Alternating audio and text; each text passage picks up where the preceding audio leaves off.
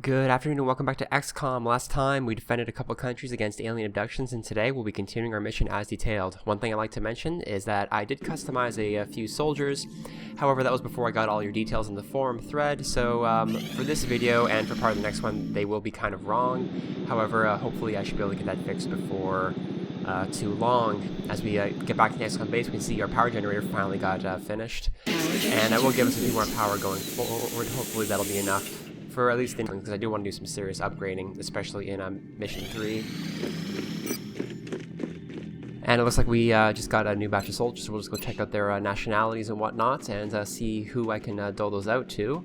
Looks like we have a new Brit, 2 people from Egypt, 1 Russian, and one person from Belgium. So they'll definitely make a nice addition to the team, and not cannon fodder. Don't know why on earth you would think that. So with that, I will leave you for a second and go customize the units for those who have put their names in the thread already. Again, not going to be 100% what you wanted because I didn't get those details till after I recorded this. So midway through the next video, I will be changing that off camera and then showing you the results, because I still have, like I said, one more mission pre-recorded, and after that you'll get your units as you want them. So I'll be right back. And the first person to be added to the team is Cecilin. I gave you the sniper as you wanted. I chose a neon green. Hope you're okay with that, although again I will be changing that soon. The next person is Dradlin. Didn't change it too much from the original color, it's mostly a khaki. And finally, well, TDOB, you wanted to be a lackey, so congratulations, you're getting a red-shirted rookie from Norway. Hope you like it. And with that, we'll be moving back to the Hologlobe, and we'll see what happens later on. Contact detected. And looks like we're finally getting our first UFO, so let's go take care of that.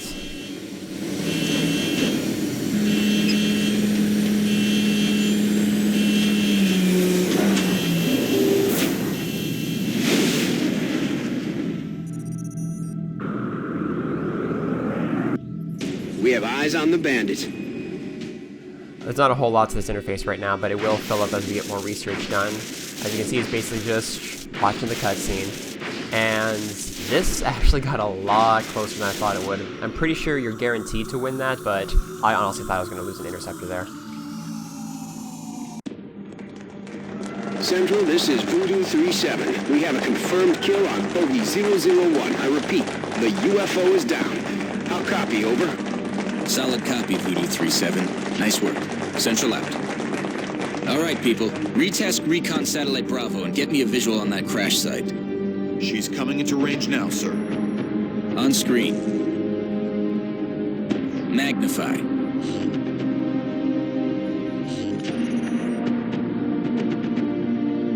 Still in one piece. Commander, I recommend we get a strike team to the crash site immediately.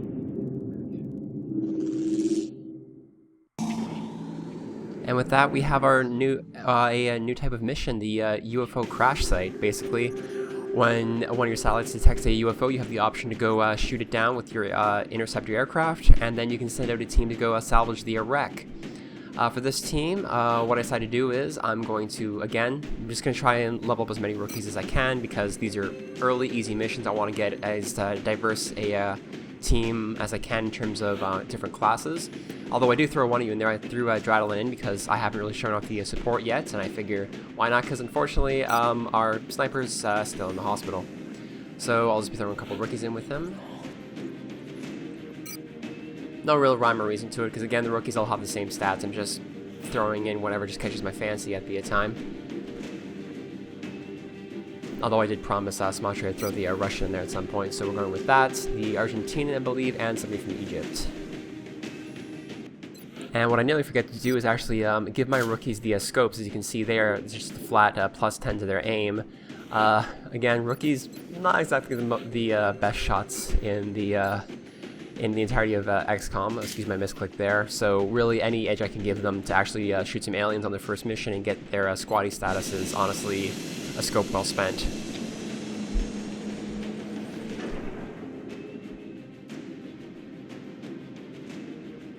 Prepare for deployment, Strike One. You'll be heading into Japan for the next mission. It looks like The UFO went down in a densely populated area within the city limits. Let's just hope everyone on the ground stayed clear.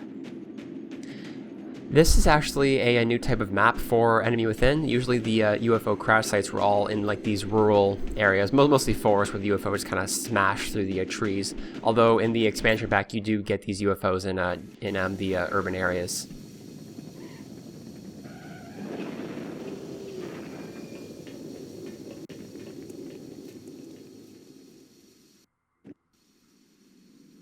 This is Big Sky. We're just north of the crash site. Strike 1 is in position to engage. Loud and clear, Big Sky. We'll monitor those readings from here.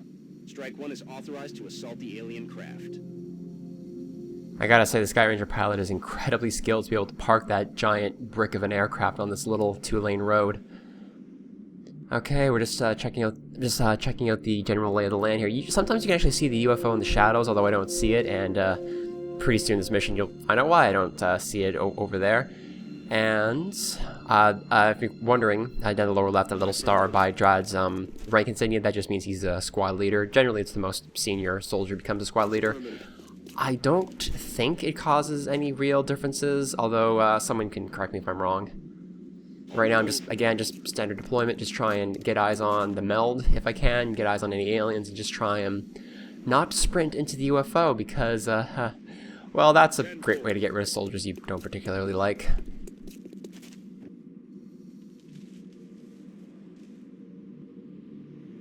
Copy that. It's a little freaked out how quiet it is right there, so I do put him on Overwatch. Hopefully that'll prevent anything from sneaking up.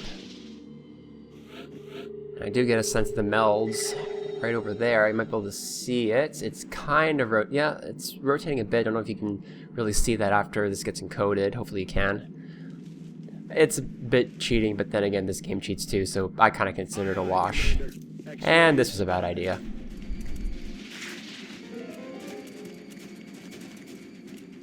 So he's got 2 sectoids in cover, flanking the soldiers, so obviously I get him right the hell out of there, because otherwise he's not going to be living much longer.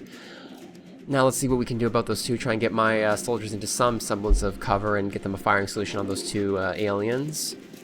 However, it turns out those few extra squares of movement are just enough that I really don't have eyes on with anybody. And I can't move anybody up to a good firing position without dashing.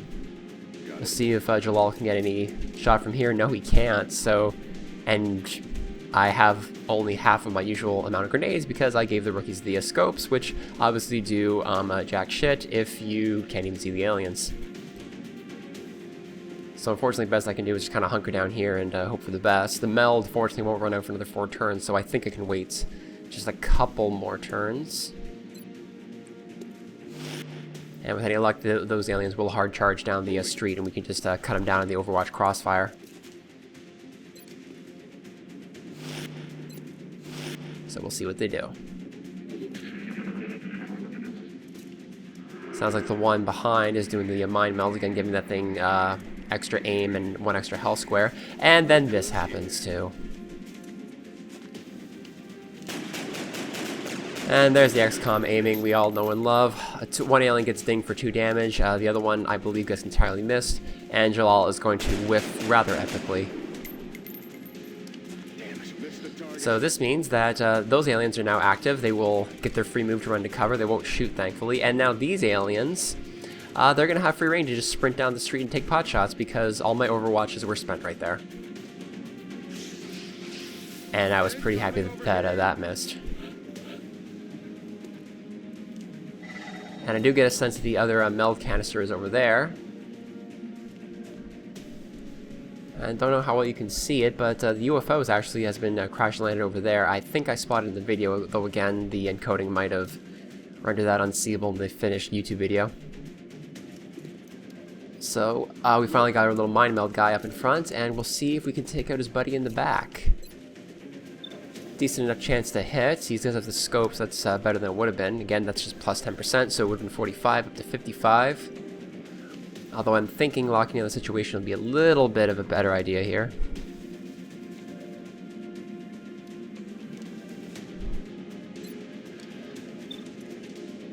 And yeah, no, you're not going to hit anything from this angle. Don't even try it. Okay, do get the flank on somebody here, so that was a better move position right there. And I do have the flank back on this guy way back there, so... roll the dice. And there you have it. And as you can see, the one being buffed by the other one will just die instantly once his little mind-melding buddy goes down. So I was pretty happy about that, just to go to the aliens right off the bat.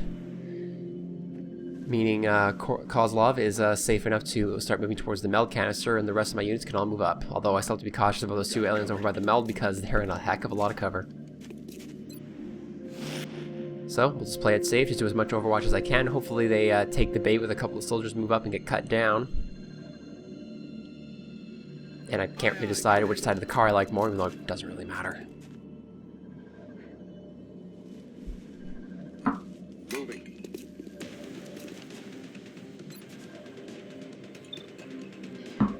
Finally get eyes back on those aliens. 50-50 shot, and of course the guy with the best aim whiffs it entirely.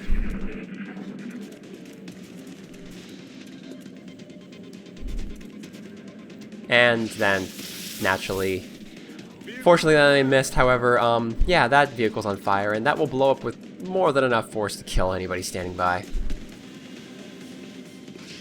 And of course, you know, that has to happen too. So fortunately, when a vehicle just is on fire, you do have one turn to get anybody out of there, so I know I have to move poor Drad out of there, otherwise he's going to be pasted on his second mission with XCOM. And no, don't move there. That's, again, that would be flying if you saw the red shield pop up.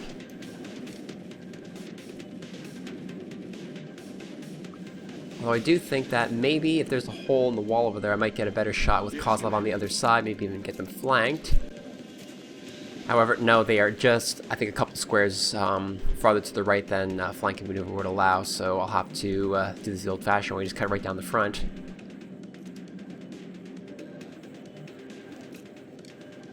And Gonzalez, for some reason, doesn't have a shot, although I think that dumpster there is in the way. And then for all my caution, my careful tactics, I just move Gonzalez right up there and just blow them away.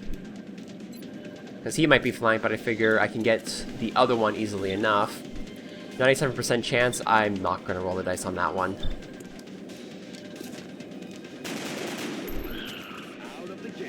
Also, I forget if I mentioned this, but if it ever goes to a little cutscene like that, generally you know that either you or the alien just scored a kill.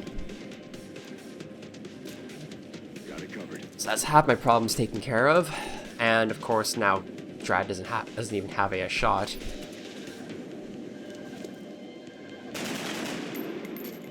Well, I'm happy for the hit. However, Gonzalez is he's not flanked anymore, but he's still very much in harm's way. If that Sectoid decides to sprint around, he can flank Gonzalez and take him out pretty much instantly. Or at the very least, certainly put him in the hospital.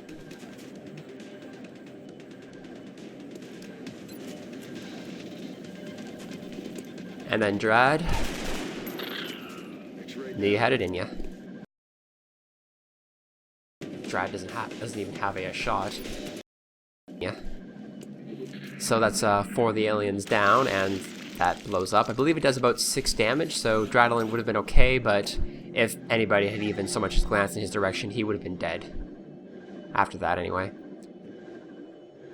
So get the meld on its last turn. You can see up there, we finally made contact with the UFO. I know it's classified as small, but those things are actually really, really big, and the battleships, hopefully I'll get to show one of those off, they're so big that the Sky Ranger just lands right on them. Understood. Moving out. And that was a mistake. Oh, no, wasn't that move. You'll see, though, soon enough. Yeah, be afraid. Also, sorry about the audio suddenly cutting out there. I'm not exactly sure what happened. Yeah. If there were, that's a being of almost pure energy. Our first glimpse of an outsider. They will be in every single alien UFO for at least the first part of the game. 3 health, just like the Sectoid, slightly better aim. And not only are they a little bit smarter, that's a light plasma rifle it's holding, and while the Sectoids can only just ruin your day, that thing is more than capable of killing even squaddies in one hit. And I have seen it happen to way more times than I feel comfortable remembering. And of course, he's got high cover right now, so there's really nothing I can do about him. At least not with bullets. And this was a mistake on my part because, as you can see by that plus, Gonzalez already got his promotion for this mission, and the soldier can't double rank up, at least not as far as I know. So he is actually going to kill Steel right here. Because I'm taking no chances with that light plasma rifle. I didn't get the weapon fragments, but that actually cleaned up the mission. So I was really happy about that. Also got the Mel Cancer without even having to take my soldiers out of cover for it, so I'll take that any day.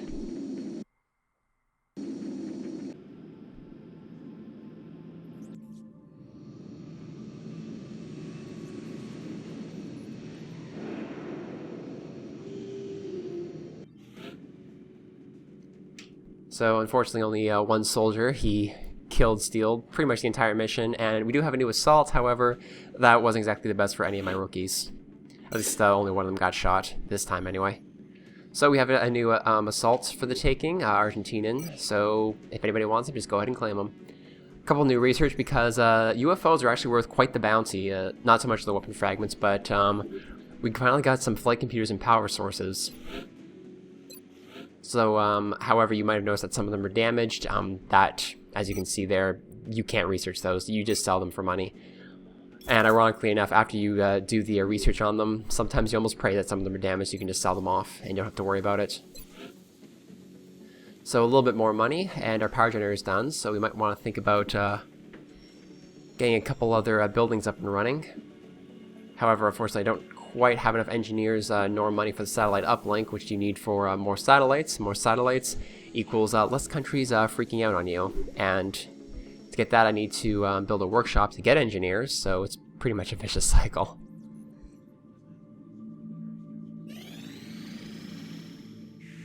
So we'll just see what happens later on in the world. Sutherland comes back to active duty, and our research on the alien materials has been completed. So again, you can just pause this to read it if you want to.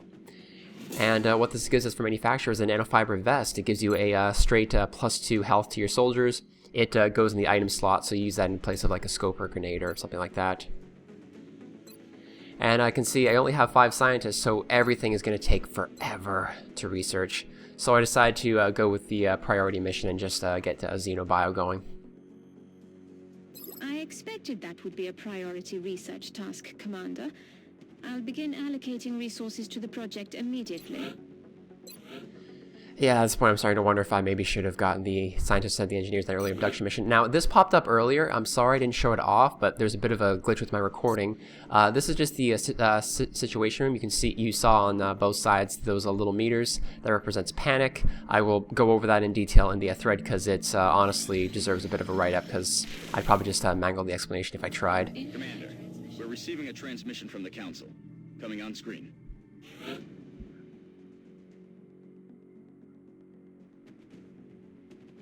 Now, council missions will pop up from time to time. Some of them are kind of hardwired into the story. Some of them are just random. However, they are pretty much always worth doing. And as you can see, just by doing this mission, we get almost $200. That's almost worth the price of an abduction mission, and it would reduce panic in that country if it was anywhere above 1. I'm not exactly sure how much it does buy, but I've had that prevent countries from leaving the council before, so really, council missions are absolutely wonderful. Now, this is new for anyone within the Make Items Available button. It basically takes everything but the stock items from any soldiers not on the team and makes them available for equipping on your current team, which is amazing when you can't find the scope anywhere. Dropship has arrived. The drop site for this operation will be in Canada. Anything else to say, Bradford? Any idea about the enemies? What we're going to be doing? No? Okay.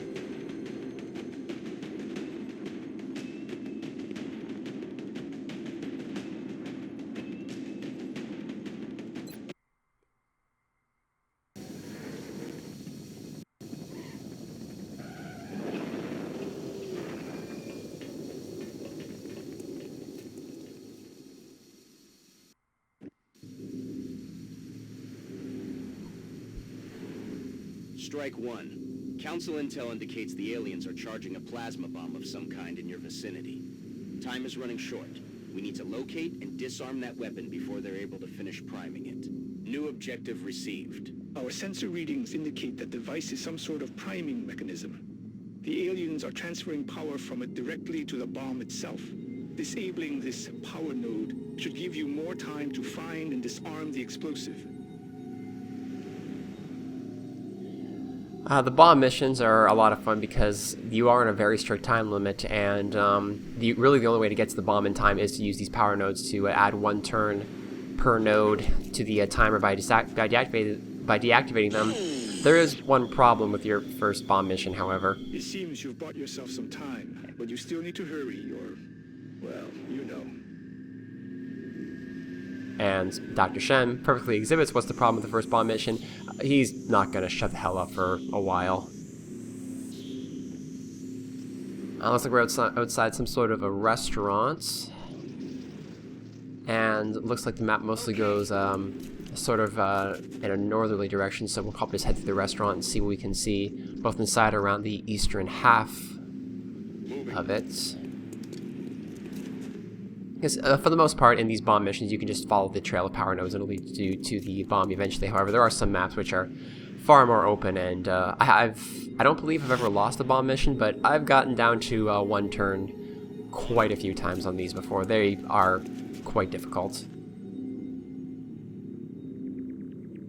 So most of my idea right now is to try and get eyes on as much as I can. Although you can see in the restaurant, there's like nothing in the main dining hall. Well, there might be something back there in that rather humongous walk-in freezer. And fuck doors, by the way.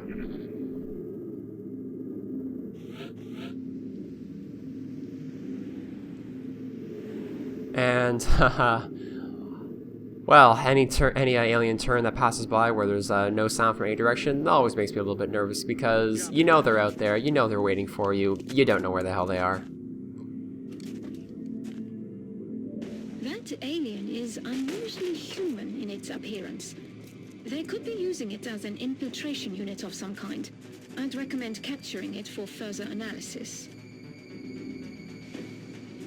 And Kozlov activates both the sectoid, as you saw back there in the power node, and the new alien unit, the Thin Men. They're if you've ever seen the picture of them, they're like those like the Men in Black and all the alien conspiracy theories. Like when some Yahoo thinks he saw a UFO, these government agents, all tall, thin, dressed in suits, come to try and like shut him up. In the game, though, they are all armed with the light plasma rifle, later upgrading to the heavier version of it. 3 health on normal. Again, more aim than the sectoid, I believe, and they are a hell of a lot more mobile, and they also have a little special surprise. I'll show that off whether I want to or not in a couple minutes here. I do get lucky and get the drop-off on this one with my assaults, and Gonzalez is about to, well, do what he does best. And you'll get a better shot of it in a second here. You can probably see around Gonzalez that disgusting looking green and black cloud. That's poison. The Thin Men can spit it at you, and upon death they will release that cloud. Any soldier that walks through it will be poisoned for 3 turns and take 1 hit point worth of damage per turn until you either get rid of it with a medical kit or until it just runs its course. And nothing is quite as horrifying as your soldier getting poisoned when they have less than 3 HP left, and you're all out of medical kit uses.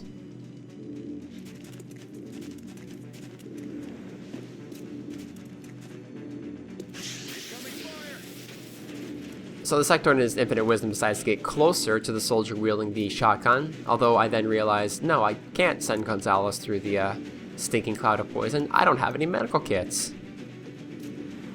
And I really feel bad about killing our assault on his only second mission with the team, so we'll see what we can do with Jalal over here. Now right here I was just trying to find out if he'd be flanked over there, and I move him completely on accident, and I activate that sectoid, and he's completely flanked. The good news is he's got that one flanked. The bad news is he's still flanked from the one up on the roof, and Kozlov is actually also flanked by the one on the roof and has a terrible, terrible shot. And I don't want to move Gonzalez anywhere because that poison cloud is still in his way. So we have a soldier pinned down. Not a whole lot I can do about it. So I bring Thomas up, our first heavy on the team. As you can see, she's got a large machine gun and a rocket launcher. The LMG taking up 1/3 of its ammo per burst instead of 1/4 like the assault rifles and the shotguns. And they also have the worst aim of any soldier class on your team, so I'm really not surprised that failed to connect. And at this point, maybe discretion, better part of valor, just try and get Kozlov out of there and into something resembling cover before that sectoid puts him in the hospital as well. Yeah, it's still there, just move into cover. Heading to that location. There you go, was that so hard? Now, I was thinking, hey, maybe I can get a better shot from cover in here, but no, that wall is now blocking any shot he had, and the only person with eyes on is the guy with the shotgun, and as you might be able to guess, shotgun's really not the best at long range, and fortunately he did find a pathway around the poison, although... thank you, Doctor. Anyway, sometimes your soldiers will go around the poison cloud, other times they'll run straight through it, and he whiffs with his pistol as well, and I still have somebody pinned down. So of course the alien moves into even better cover, so no real way I can get the flank on him right now, and he gets the flank on 2 other soldiers. And really, seriously? Like, he's not even putting my soldiers in danger of dying, he's just doing, like, the 1 HP of damage that the Kevlar armor gives, plus 1 damage to his actual health, so now these soldiers will have to go into the medical bay no matter what. Looks like you found the bomb. Get over there and It's more frustrating than anything. Good job, Strike One. That should buy us a few minutes. We have a new objective. Now, I have no idea how the hell I saw that bomb, considering all the doors are closed, but it did also give me eyes on a sectoid within that warehouse with the bomb, so at least I won't be surprised. Probably huck a grenade into something and just take care of it. Probably the better idea right now is to try and get everybody who's out of cover into cover.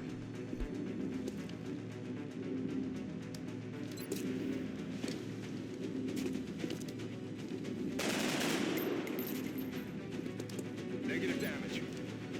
And surprising nobody, XCOM aiming AI still out in force. Fortunately, the Russian cleans house. So no other aliens on the field except for that one in there with the bomb, so I'm pretty safe to start moving up and try and get him in a pincer attack. Because on the east side of the building, I don't know if you saw it, there is that door right there. And I certainly wouldn't mind getting that other power node down so I can have a couple extra turns to just plan my assault into that warehouse.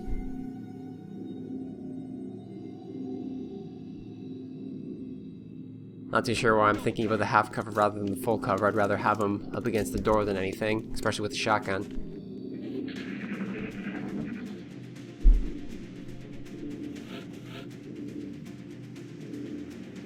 On my way. So far so good, nobody else sneaking out to take care of my soldiers. And I got a couple soldiers on each of the doors, so I should be able to breach and clear now. My thinking here was that when she opened the door, it would run into cover, and then I know exactly where to position my assault to get the maximum damage with his shotgun, so I'll just, well, you'll see.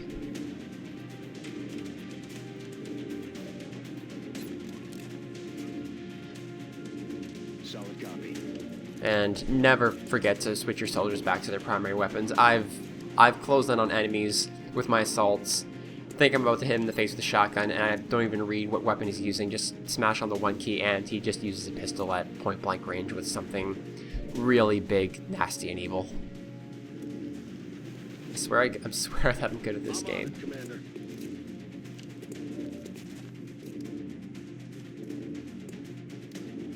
So at this point I'm just trying to basically control the situation, by which I mean, in case a couple of these more gambly shots don't work out, even though that one did, thankfully, that I always have some backup to take care of the alien, like for sure and for certain, like using a grenade or using somebody who has a much better chance of taking the alien out. couple turns left on the bomb, I will be able to disarm her on the next turn, so I don't even bother with those power nodes. And probably the best idea right now is to get everybody into the warehouse into cover before anything spawns outside and ruins their day. Commander, we're detecting an energy buildup in the area. That bomb is going to reach full power any minute now. Not to worry, Bradford. Well done. Now you just need to eliminate any remaining hostiles. Strike one. You've got a wave of X-rays closing on your location. Eyes up. Objectives updated. Now, generally what happens in these missions is that you'll have a couple other stragglers around the bomb that you have to take care of before you're allowed to exfil. However, well, you'll see. But basically, aliens aren't above reinforcements in these missions anymore.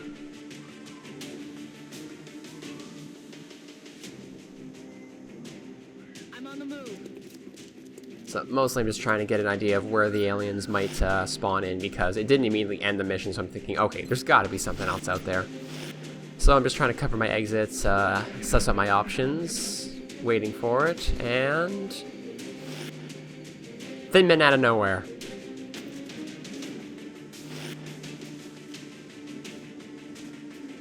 Gets the flank on the Russian, however, he was on Overwatch.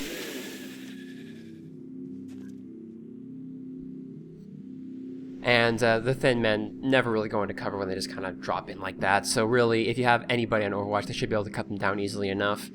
That jump also hints at something else the thin men can do. They can basically leap into the air and then land right into an excellent flanking position on your soldiers. Now, I know that asshole's up there on the roof. I'm trying to see if our heavy can take it with a rocket. She doesn't have a clean enough shoot, and she can't throw it hard enough to get over to where it is over by the skylight. So at this point I'm thinking, great, I have to go up the freaking ladder. He's already on Overwatch. Somebody's going to get shot in the face with a light plasma rifle, get critical, and die instantly. So I decided to send the heavy over there because she might be able to peg that guy if he leaps down the ladder. And it was at this point I kind of noticed, oh, there's actually stairs inside of this warehouse. I can probably actually just run them up to the roof from this angle. Although I noticed that I don't have nearly enough range to get up there in one fell swoop.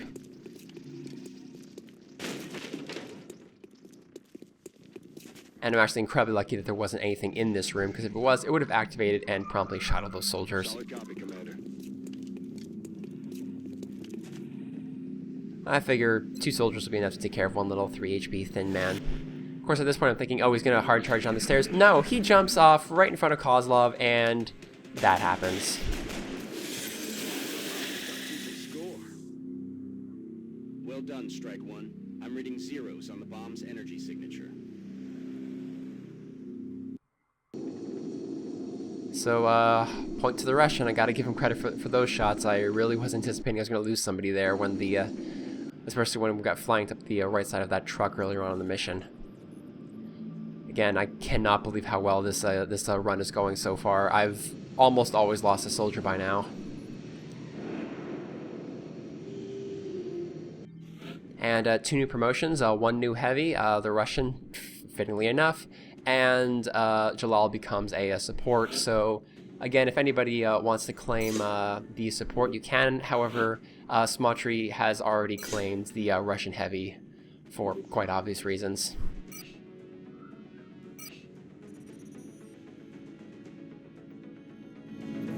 Remember, we will be watching. So I can't say I was too upset about getting that $200. I finally have enough to actually do something with. And just turn off the situation room real quick. I suppose I can talk a bit about panic right now. You can see that, for example, Russia is at 3, US is at 3, Mexico's at 2. Basically, it doesn't really do much up until you hit 5. Then that country is in danger of just like leaving the council right off the bat, or at least at the end of the month. You can see also up there, up around Greenland and northern Canada, those 8 slots. Each one fills in as a country leaves, and if that meter fills up, you can kiss your run goodbye. And I do have an extra satellite. I'm just trying to figure out if I should give it to Brazil, because they will give me $200 plus X amount of money per month. And you can also see down the bottom for the continents, you get so many scientists and or engineers per month. However, satellites will also reduce panic, I think by 2 when they get launched over a country. So really, you kind of want to save them for countries that are panicking, or it's basically all a sort of trade-off is what I'm trying to get at here. And you can see the nanofiber vest is available for manufacture right now, although I'm thinking right now I'd like to get another satellite uplink. I am missing literally 1 engineer in order to do so. So at this point I'm just wondering, where the hell am I going to build that workshop, get those 5 extra NGs, and just plop down a satellite uplink somewhere. I really want to get the second uplink next to the first uplink, because as you might have noticed, you get what's called adjacency bonuses. And with the satellite uplinks, and later on the satellite nexus, you get 1 extra satellite per adjacency bonus. So that'll add up very quickly, especially if you can get them in a little square. So let's just put the workshop on level 2. What I'll probably end up doing with that power generator above it is replacing it with something else and just putting a thermo generator on that steam, because a couple of thermo generators and an extra power gen here or there will be more than enough. And fortunately, Xenobio is almost complete.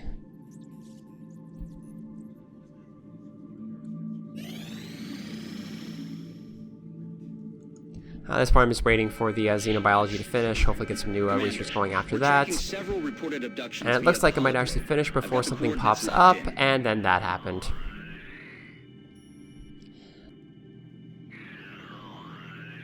So it's your typical a few scientists, a few engineers, or a couple $100.